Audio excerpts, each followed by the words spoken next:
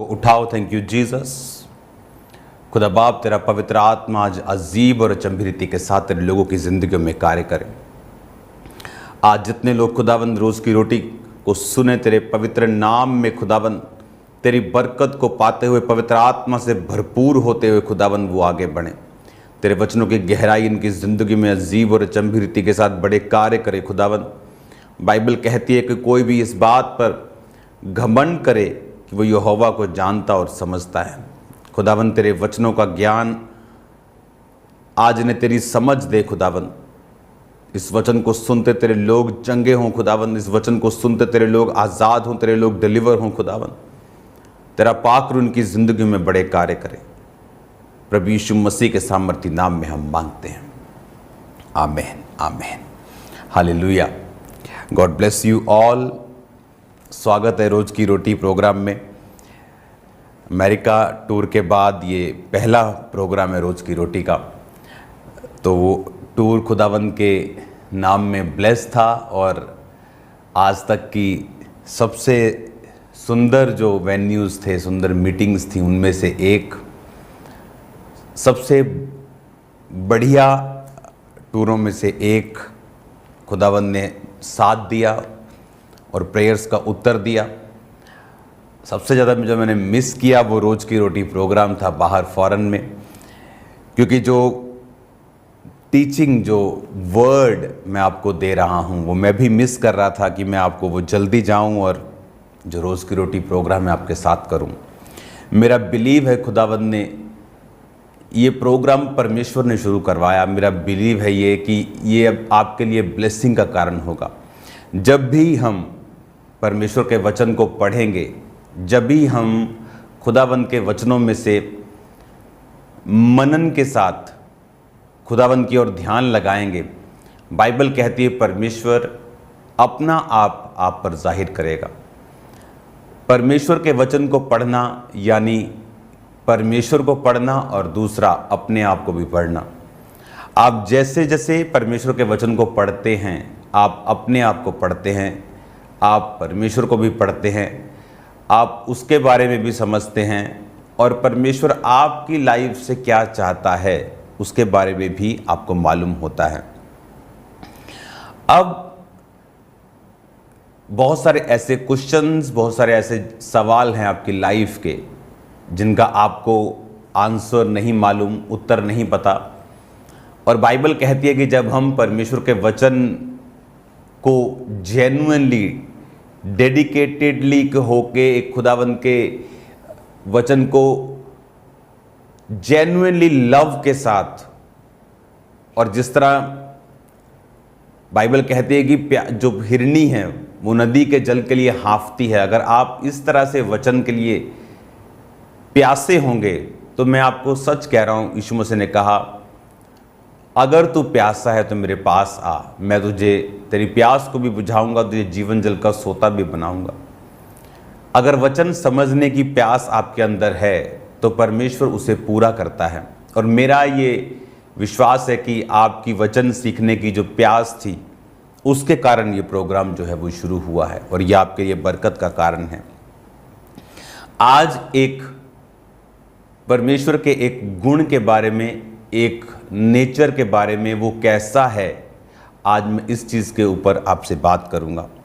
ये वो समय है, बाइबल कहती है कि जब निर्गमन आप जब एक बाब को पढ़ते हैं, इसमें इज़राइलियों की जो उत्पीड़ना है, जब बाइबल कहती है यूसुफ जो था, जो अपने सारे घराने को अपने बाप समेत मिस्र में लेके आया था, क्योंकि उस अन्न नहीं था तो यूसुफ ने सबको बुला लिया कि आ जाओ, और बाइबल कहती है एक अच्छे देश में उन्हें बसाया। वो देश जहाँ तक बाइबल का ज्ञान मुझे है तो बेस्ट था उस समय, क्योंकि अकाल के समय भी वहाँ उससे अच्छा देश कहीं नहीं था। और बाइबल कहती है कि मिस्री लोग चरवाहों से घृणा करते थे, तो भी परमेश्वर ने बेस्ट उनको दिया उन्हीं लोगों के ज़रिए से जो उनको नफ़रत की निगाह से देखते थे। क्योंकि परमेश्वर का वचन कहता है कि यदि तू मेरी आज्ञाओं को अपने हृदय रूपी पट्टियों पर लिखे और कृपा और सच्चाई तुझसे अलग ना हो, तो मैं तुझे परमेश्वर और मनुष्य दोनों का अनुग्रह दूंगा। यूसुफ का अनुग्रह तो हुआ, परमेश्वर का अनुग्रह हुआ, राजा का अनुग्रह हुआ, इंसानों का और परमेश्वर दोनों का अनुग्रह उन्हें मिला और वो बेस्ट देश में बस गए। जब वो बेस्ट देश में बस गए तो बाइबल कहती है वो फलने लगे और फूलने लगे। यूसुफ के पिता याकूब की मृत्यु के बाद उसके भाई ये सोचने लगे कि अब यूसुफ अपनी किए हुए जो हमने उसके साथ किया था, गड्ढे में फेंका था, अब बदला लेगा। लेकिन वचन कहता है यूसुफ ने उन्हें समझाया और बुझाया और शांति दी कि मैं ऐसा नहीं हूँ।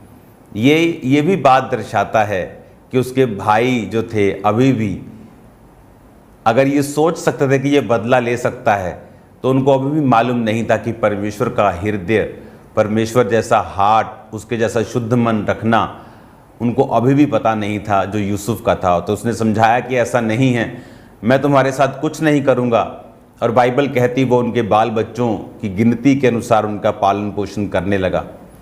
वचन कहता है जब यूसुफ मर गया 110 वर्ष का होके, और उसके सारे भाई, उसके वंश के, उसकी पीढ़ी के जो सब लोग थे, उसकी उम्र के जो सब लोग थे, उसके बच्चे, उसको देखने वाले सब, जब सब लोग परमेश्वर में मर गए, जब 400 साल इस बात को हो गए कि इजराइलियों को कनान उस जगह मिस्र में आए, जब 430 वर्ष हुए, तो बाइबल कहती है परमेश्वर ने अब्राहम के साथ एक वायदा किया था कि मैं उन्हें 400 वर्ष बीत जाने पर वहाँ से निकाल लूँगा।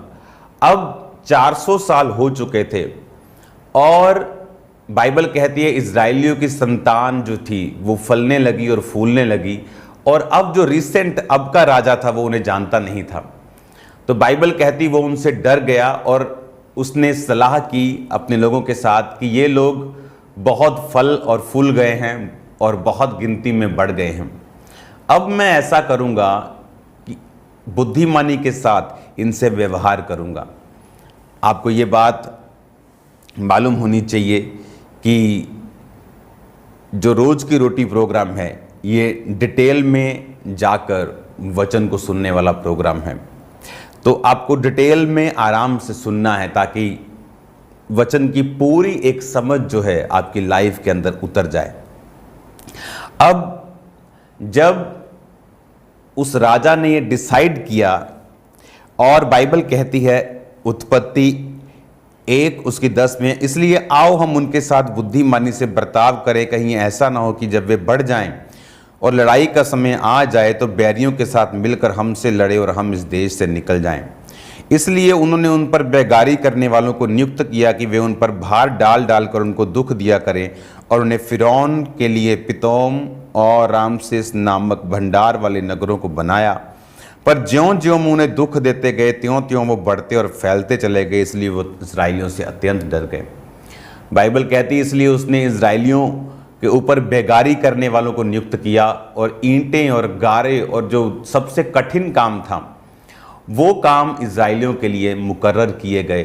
और बाइबल कहती वो उन्हें दुख देने लगे, और उसके बाद जब फिर भी बढ़ने और फूलने लगे तो राजा ने एक फरमान, एक खतरनाक फरमान निकाला कि अब के बाद उनकी दाइयों को आज्ञा दी कि जब तुम इनको प्रसव के पत्थरों पर बैठा देखो तो अगर तो बेटा हो तो मार देना, बेटी हो तो जीवित रख लेना। बेटे बेटे मरते जाएंगे और इनकी बेटियों के साथ हम इनको शादी के लिए ब्याहते जाएंगे, और इस तरह से हम इस कौम को ख़त्म कर देंगे। लेकिन बाइबल कहती है जो दाइयाँ थी परमेश्वर का डर मानती थी, और जब बच्चा पैदा होता थोड़ा सा लेट पहुँचती थी ताकि उनके जो मेल चाइल्ड हैं वो बच जाएं। और राजा ने बुला के पूछा तुम ऐसा क्यों करती हो? तो उन्होंने बहाना लगाया कि वो बहुत फुर्तीली हैं। झूठ भी नहीं बोला लेकिन अपना काम भी कर दिया। कहा कि वो बहुत फुर्तीली हैं और हमारे पहुंचने से पहले ही उनके बच्चा उत्पन्न हो जाता है। और बाइबल कहती इसलिए परमेश्वर ने दाइयों की भलाई की और उनके घरों को बसाया। ये वचन में हमें एक बात समझ आती है कि आप घर बना सकते हैं लेकिन घर बसा नहीं सकते। आप $200 मिलियन का घर ले सकते हैं, लेकिन उस घर को बसाना ये परमेश्वर का काम है। आप ईंट, ये सीमेंट का बिल्डिंग तो खड़ा कर सकते हैं, लेकिन उस घर को बसा नहीं सकते। और वचन ये कहता है कि परमेश्वर ने दाइयों के घर को बसाया जब उन्होंने परमेश्वर के भय को माना। बहुत से लोगों की लाइफ में परमेश्वर की ब्लेसिंग्स नहीं हैं, क्योंकि परमेश्वर का डर जो है उनकी लाइफ में नहीं है। बाइबल में लिखा है परमेश्वर का भय अगर आपकी लाइफ में होगा, ये बुद्धि की शुरुआत है। अगर आपको परमेश्वर का भय है तो आप बुद्धिमान हो चुके हैं। और जब बुद्धिमान आप परमेश्वर में हैं, आत्मिक रीति के साथ आप बुद्धिमान हैं, तो बाइबल कहती है परमेश्वर अपनी आशीषों को आपकी लाइफ के ऊपर उंडेलना शुरू करता है, और बहुत सारे गुनाहों से और बहुत सारी सजाओं से आप बच जाते हैं जब आप परमेश्वर के भय को मानते हैं। बाइबल कहती है जब दाइयों ने भी उसका फरमान नहीं माना, तो उसने पूरी प्रजा के लोगों को फरमान दे दिया कि आज के बाद जब भी तुम इनके बेटा पैदा होते देखो तो उसे नील नदी में डाल देना, उसे मार देना। अब बाइबल कहती है लेवी घराने के एक पुरुष ने लेवी वंश की स्त्री से विवाह किया। एक राइट विवाह से पैदा हुआ। मूसा जब पैदा हुआ, एक बच्चा जब पैदा हुआ, तो उसकी माँ ने उसको छुपा के रखा 3 महीने। जब 3 महीने के बाद उसको और वो छुपा ना सकी, तो बाइबल कहती है उसने टोकरी के ऊपर बच्चे को रखा, उसको सील किया मिट्टी से और नील नदी में उसको छोड़ आई। इमेजिन करो वो पेन, वो दुख जो इजरायलियों के ऊपर हो रहे थे। अब आप इस बात को भी सोचो कि इजरायली लोग इतने पेन को क्यों सहा। पौलुस कहता है अपने आत्मिक सन, स्पिरिचुअल सन तीमुथियुस को, उसने कहा जो भविष्यवाणियां तेरे विषय में की गई हैं उसके अनुसार तू अच्छी लड़ाई को लड़। अब तीमुथियुस को पता था कि मुझे भविष्यवाणियों के अनुसार लड़ाई को लड़ना है। बाइबल कहती है कोई भी भविष्यवाणी अपने आप पूरी नहीं होती। जब परमेश्वर ने कहा एलिया बारिश आएगी, तो बाइबल कहती है एलिया घुटनों के बीच में सिर देके, यानी इंटेंस प्रेयर करने लगा। पूरी जैसे कलीसिया बाइबल कहती है पतरस के पकड़वाने के समय लॉ लगाकर, यानी पूरी तरह से एक मन होके इंटेंस प्रेयर्स, बहुत जबरदस्त रीति के साथ, एकाग्रता के साथ प्रेयर करने लगे और परमेश्वर ने अपने दूतों को भेजा। अगर परमेश्वर ने एलिया को कहा कि बारिश होने वाली, और एलिया ने राजा अहाब को कहा कि इतनी बारिश होगी, ऐसा ना हो कि तुझे रुकना पड़े, भाग जाए यहाँ से, और बाइबल कहती है जल्दी ही आसमान काली घटाओं से भर गया और वो सालों का सूखा खत्म होने लगा और बारिश पड़ने लगी। अब अगर परमेश्वर ने कहा था बारिश पड़ेगी, तो एलिया को प्रार्थना करने की जरूरत नहीं थी। एलिया को ये प्रेयर करने की जरूरत नहीं थी कि बारिश आए, क्योंकि परमेश्वर ने कह दिया था। लेकिन यही लिंक है जो लोगों की लाइफ में आज मिस है। जब आप निर्गमन की पुस्तक उसकी 7 आयत में देखेंगे, फिर यहोवा ने कहा मैंने अपनी प्रजा के लोग जो मिस्र में हैं उनके दुख को निश्चय देखा है, और उनकी जो चिल्लाहट परिश्रम कराने वालों के कारण होती है उसको भी मैंने सुना है, और उनकी पीड़ा पर मैंने चित्त लगाया है। अब परमेश्वर ने क्या कहा? परमेश्वर ने कहा कि अब मैंने उनकी चिल्लाहट को जो परिश्रम कराने वालों के कारण होती है। इमेजिन करो, इजरायली कौम परमेश्वर को इतना भूल चुकी थी कि उन्हें ये प्रोफेटिकली मालूम था कि अब्राहम को परमेश्वर ने कहा था कि 400 वर्ष के बाद मैं उन्हें कनान देश में ले जाऊंगा। उन्हें ये मालूम था कि वो जहां गोशेन में रह रहे हैं कि उन्हें उनकी फाइनल डेस्टिनेशन नहीं है, ये परमेश्वर का मास्टर प्लान नहीं है। जिस तरह आप अमेरिका जा रहे हैं तो आप कई बार आपकी फ्लाइट लंदन होके जाती है, यूके होके जाती है, तो वो आपका फाइनल डेस्टिनेशन नहीं है। आप वहाँ उतरे हैं 2-3 घंटे के लिए, उसके बाद आप आगे जाएंगे। लेकिन अगर आप अपनी फ्लाइट को लेना ना चाहें, जिस तरह से इजरायली उस जगह इतने कंफर्टेबल हो गए, वो उस नौकरी उन राजा की करते करते इतने कंफर्टेबल हो गए कि उन्हें परमेश्वर का वो वायदा याद ही नहीं था कि परमेश्वर ने कहा था 400 साल बीतने पर मैं तुम्हें कनान देश की ओर लेके जाऊंगा, वो देश जहां दूध और शहद की नदियां बहती। ये उसका मास्टर प्लान था।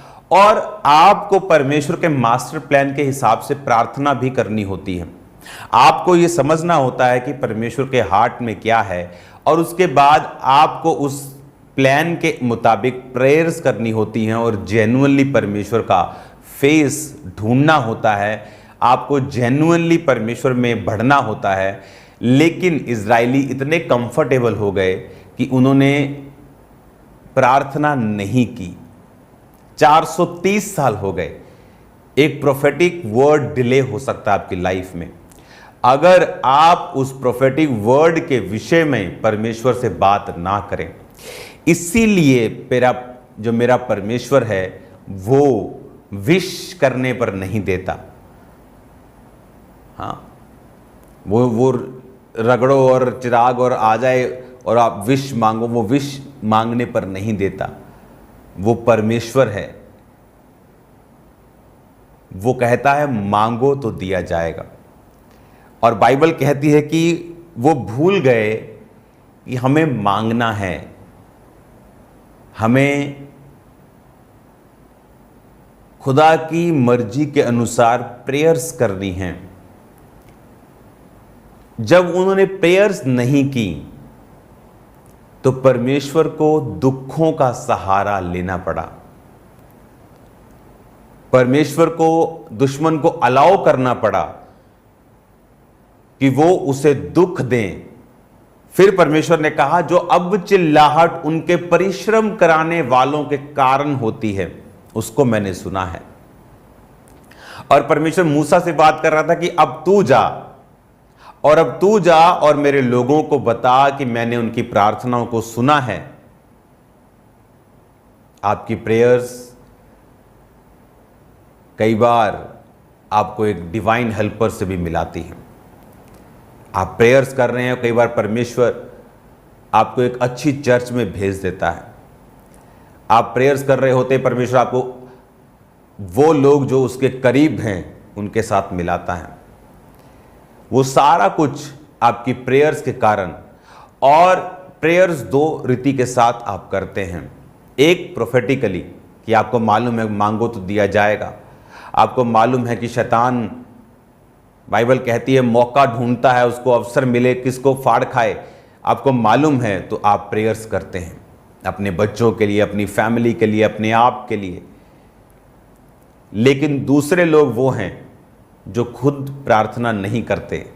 फिर परमेश्वर दुखों को उनकी जिंदगियों में अलाउ करता है कि वो जाएं, और उन दुखों के कारण फिर वो प्रेयर्स करते हैं।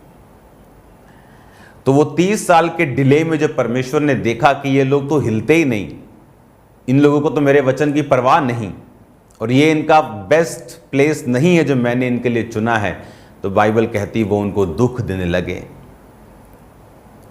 हालेलुया।